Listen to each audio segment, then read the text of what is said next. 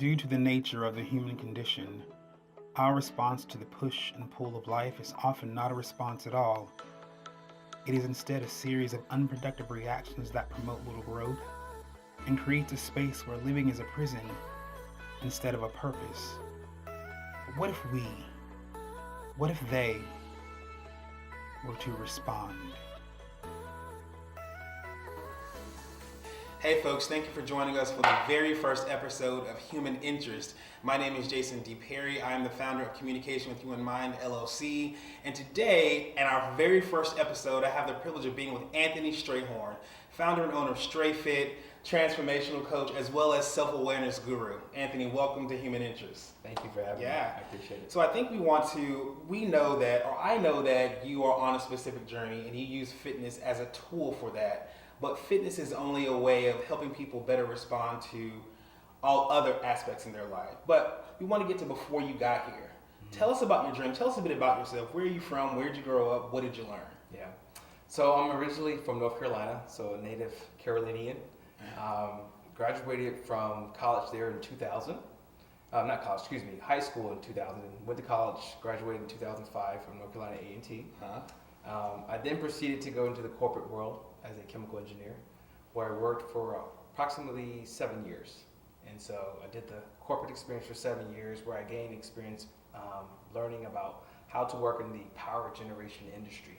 Mm-hmm. So I helped to manufacture power plants or optimize them and also refurbish them and just get them up to date to how they would process more efficiently. So eventually I said, this is not as fulfilling to myself and didn't really feel the inner part of me feeling successful.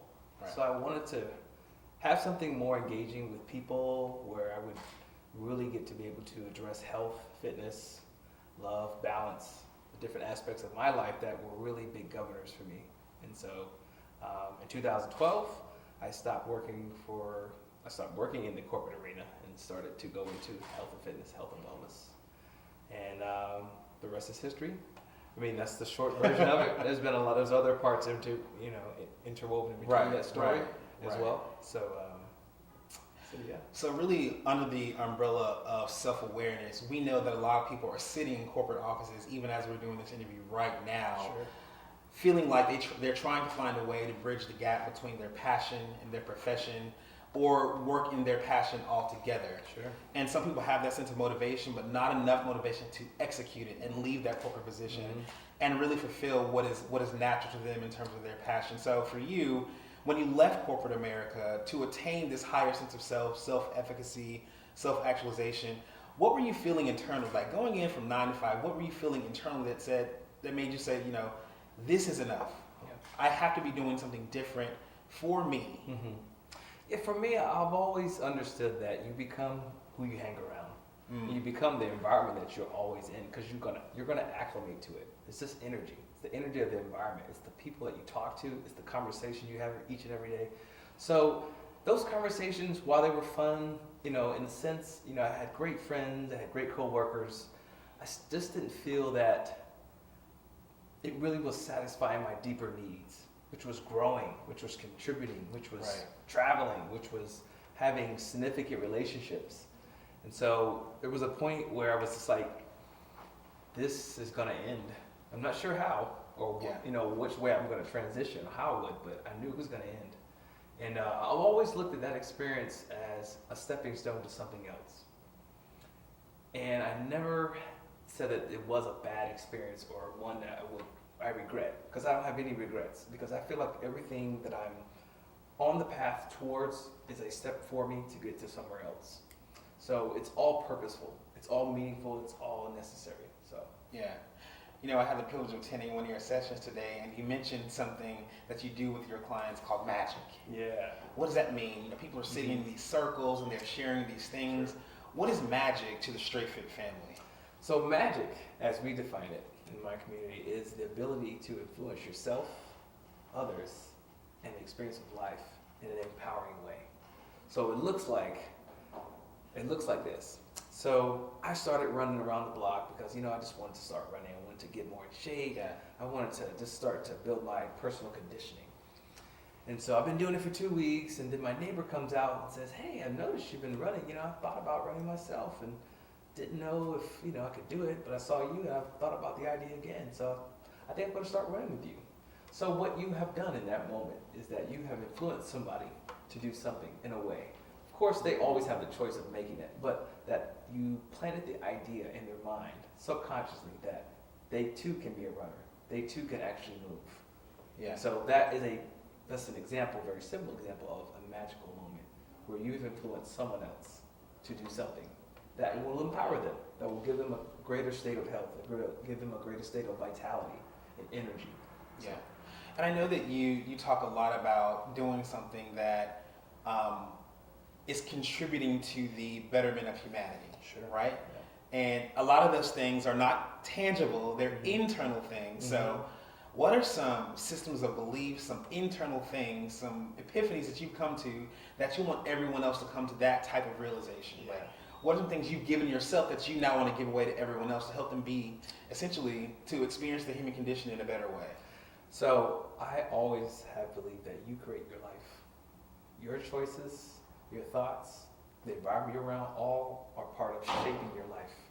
You're constantly shaping your life. You're constantly creating it with your thoughts. Yeah. Because you're sending out a signal to the universe to say, yes, I'm worthy of this, I deserve this, I can have this is possible. So I really believe that the more we really talk about what we really want to experience within ourselves, we start to manifest it in some way in life. We start to attract a certain type of person to come into our life for our relationships. We start to attract ourselves into environments where we go into a career we want to be in. Yeah. We start to attract whatever we can, wherever we really want. So the more we focus on that, we also position ourselves so that we can leverage ourselves in moments to become more able to be in those spaces or create whatever you're trying to create. Right. So that we create our life. So that's one thing I definitely would like to give a message about, is that you create your life every day by your thoughts, and then everything else is just coming from that. So some of the words that I heard you use just now, vibes, energy, universe, Sure. those things have become really popular in modern culture, and it's relevant to some people in some ways, and it's not relevant to how people are planning to live their life. So when you use those words, universe, vibes, energy, all those things, how do you apply that to someone who doesn't have a full understanding of what it means to think universally? Yeah.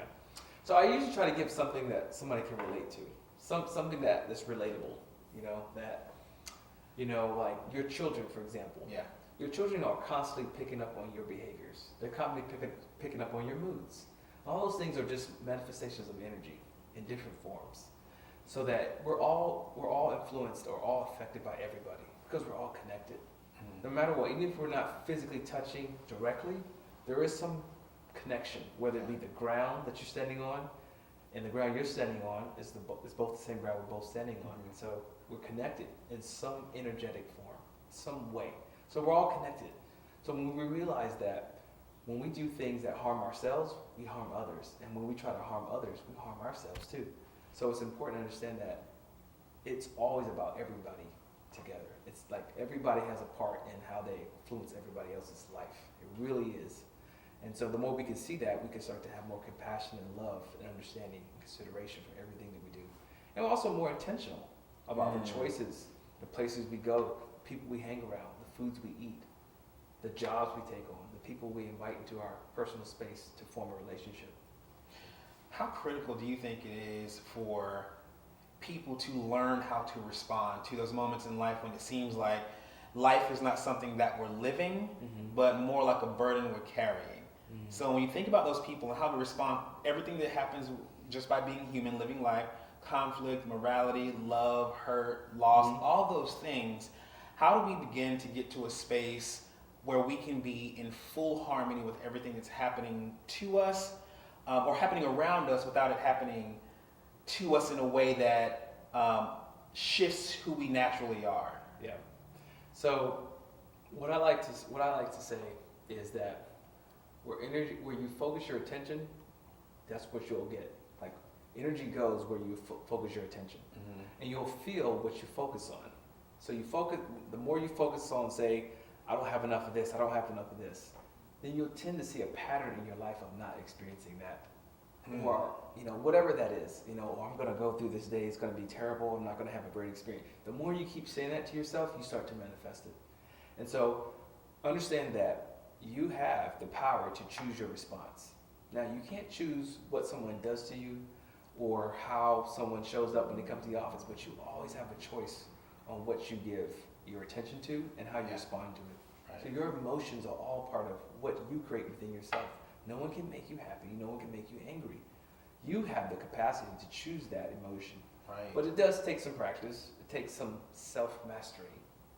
You got to rep it a little bit. You do have to put some reps in. Yeah, that's good. I like that. And I think we as humans tend to take on situations as our entire life. Yeah. And if when we overcome something or get through something, we realize how much of a snapshot that was.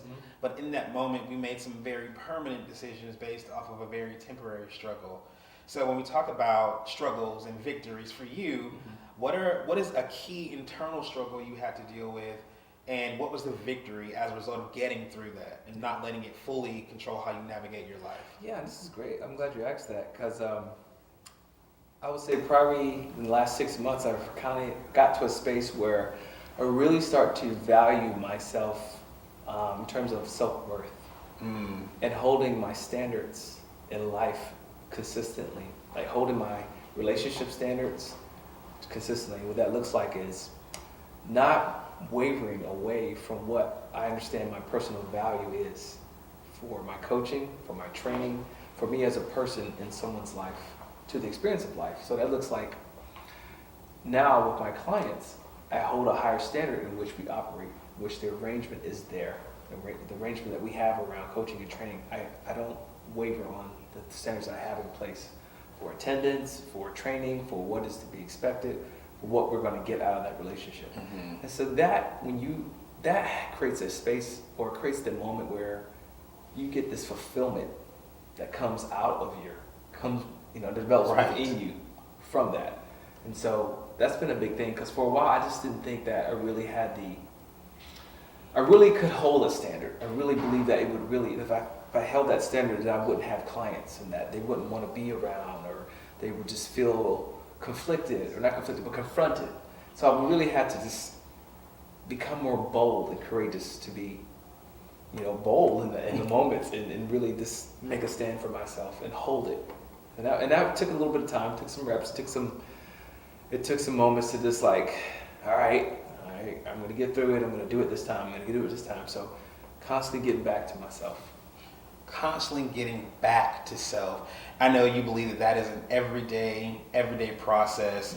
And when we talk about things that we create, like creating peace, I have some people that say, I want peace, if I could just have a little bit of peace. But per you suggest that you have to be intentional about creating those things.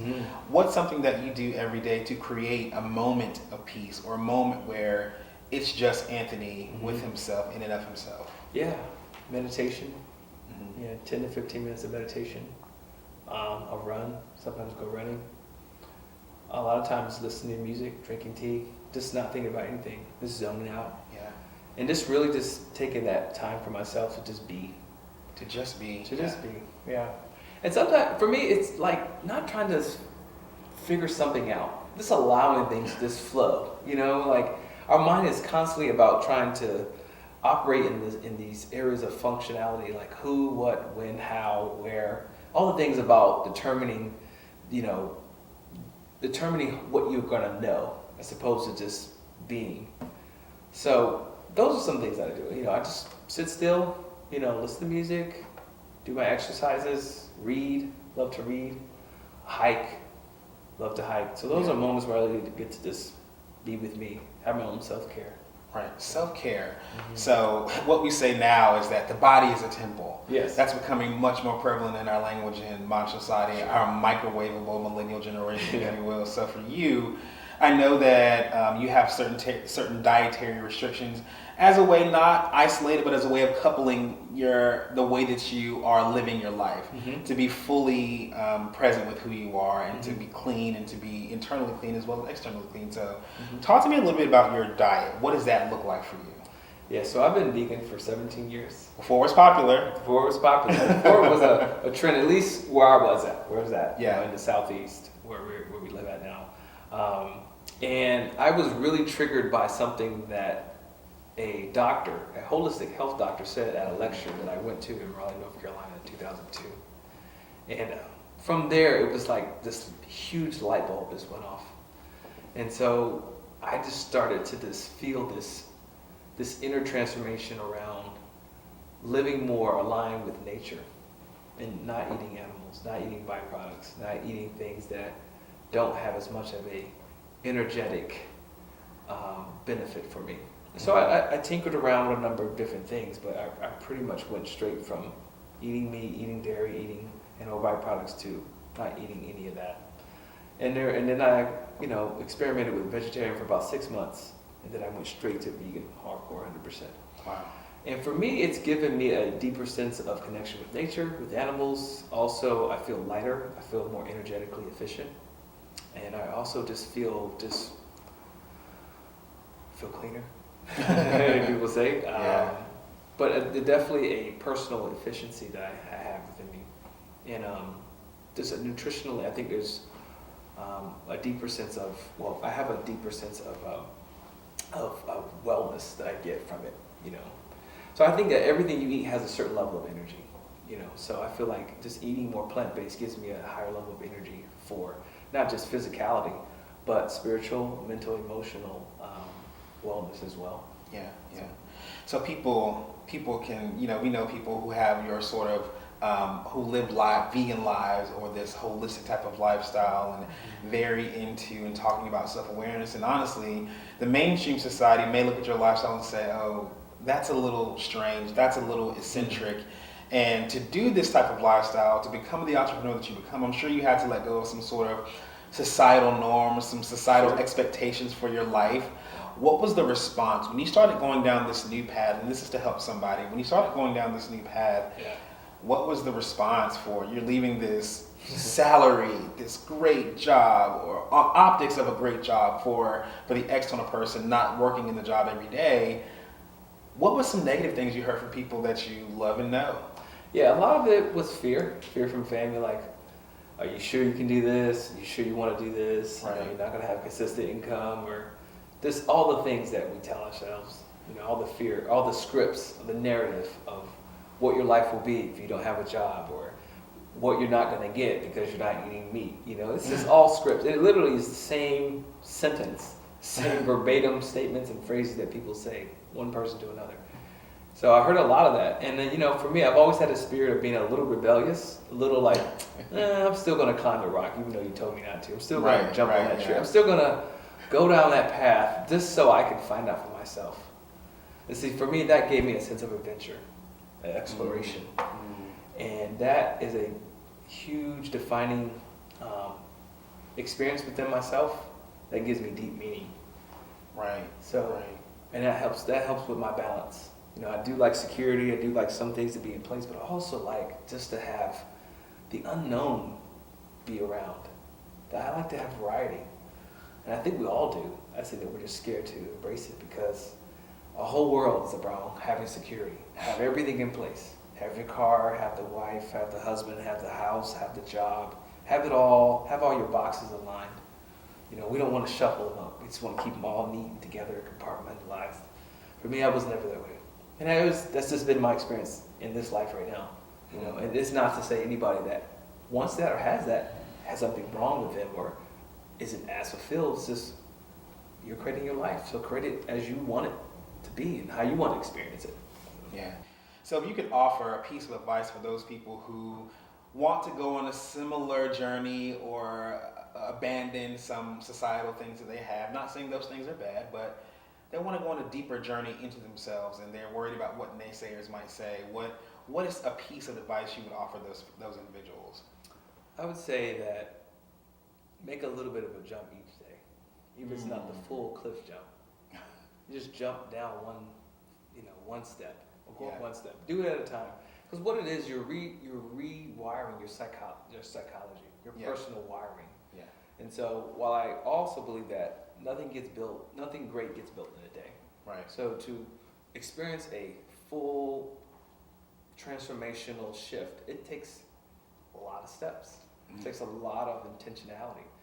And also, I would suggest or highly recommend that you get around a community of people or another person that has a similar path that's aligned with where you're wanting to go to, so that you have a greater level of accountability for yourself and for them, and you all create this synergy. So it's like it's a duo, you know, like two, for example, Scottie Pippen and Michael Jordan were like this perfect duo. Yeah. They created a great amount of synergy for that team. So find someone that's aligned with you in that way, you know, or a larger community, because that really helps to subconsciously change the way you think. Because we think we can do it all by ourselves. We have this big, huge, independent idea that I'm independent. But really, the higher level of the way in which we come together as people is interdependency, which means that the sum of the total of the independents make a greater aspect to the whole for the collective. So I really do think it's important to have a community around. Wow. Anthony Strayhorn, transformational coach, fitness coach, founder of Stray Fit. There's obviously so much more we can talk about, but in this show, we do have an end point. And I want you to tell our viewers, like, where can they learn about Stray Fit? Where can they visit and learn more about what you do? Yeah. So I'm on Facebook, Instagram as Strayfit, ATL. You can also just type in Strayfit, either one of those tags. I have a website, anthonystrayhorn.com, www.anthonystrayhorn.com. And also have a YouTube page, which doesn't have much there, but I do have some content there. So Anthony Strayhorn as well. Guys, you've been joining Communication with Human Mind LLC, and this has been Human Interest.